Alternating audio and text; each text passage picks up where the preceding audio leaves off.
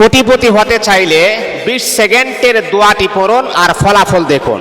দেখুন, আপনি যদি কোটিপতি হতে চান, ধনাঢ্য হতে চান, তাহলে এটা কিন্তু নাজায়েজ নয়, এটা হালাল, এটা জায়েজ। আল্লাহ পাকের কাছে চেয়ে যদি আপনি কোটিপতি হতে চান, তাহলে এটা কিন্তু হারাম নয়, এটা হালাল। একজন সাহাবী নবীর কাছে আসলেন, এসে বলতেছে, ইয়া রাসূলুল্লাহ, ও আল্লাহর হাবিব, আমার খুবই ক্রাইসিস দেখা দিচ্ছে। আমার কাছে অনেক মানুষ টাকা পয়সা পাওনা রয়েছে, তাদের ঋণ আমি পরিশোধ করতে পারতেছি না। পাওনাদার আমার বাড়িতে চলে আসে, তাদের পাওনা আমি পরিশোধ করতে পারতেছি না, দিতে পারতেছি না। এমনকি আমার ঘরের ভিতরে অভাব অনটন চলতেছে। নবীজি, আমি কি করব? আমি সামনে পিছনে ডানে বামে কোনো রাস্তা খুঁজে পাচ্ছি না। আমার তো পিঠটা দেওয়ালের সাথে লেগে গেছে। নবীজি, আপনি আমাকে এমন একটা আমল শিক্ষা দেন, যেটা থেকে আমি আমল করলে আল্লাহ পাক আমার বিপদ আপদ কেটে দিবেন।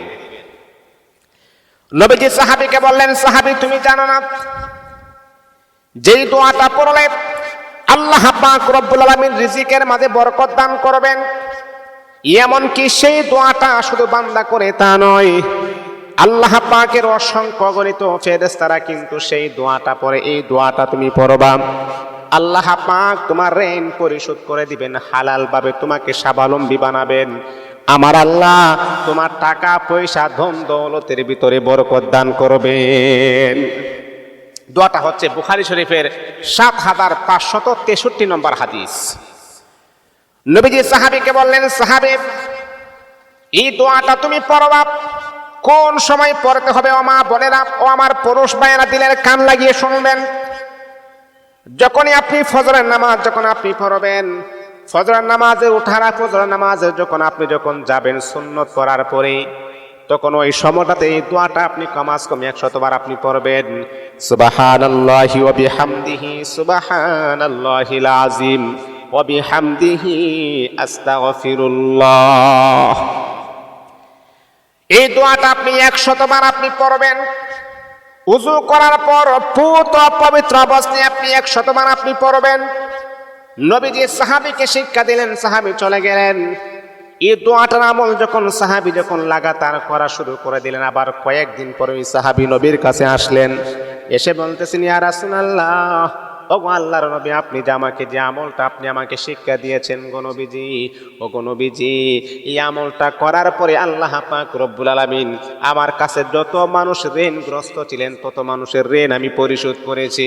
নবী, শুধু তা নয়, আল্লাহ পাক আমাকে এত বড় লোক বানিয়েছেন, আমার ঘরের ভিতরে এখন আর অভাব অনটন নাই। আমার আল্লাহ গোটা ঘরের ভিতরে বরকত দান করে দিয়েছে। নবীজি যে হাদিস তা শিক্ষা দিলেন সাহাবীকে, সেই হাদিসটার প্রতি এত আমল করেছেন, ওই সাহাবী ধনাঢ্য হয়ে গেছেন, ওই সাহাবী অনেক টাকা পয়সার মালিক হয়ে গেছেন।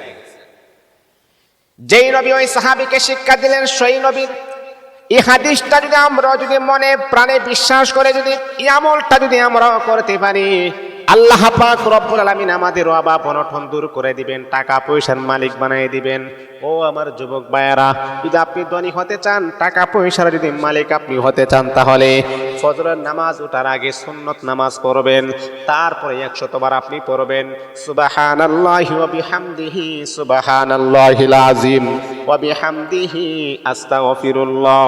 যেমন করে যদি আপনি 100 বার আমল করতে পারেন, আল্লাহ পাক রব্বুল আলামিন আপনার অভাব অনটন দূর করে দিয়ে আমার আল্লাহ কোটি কোটি টাকা পয়সার মালিক বানায় দিবে।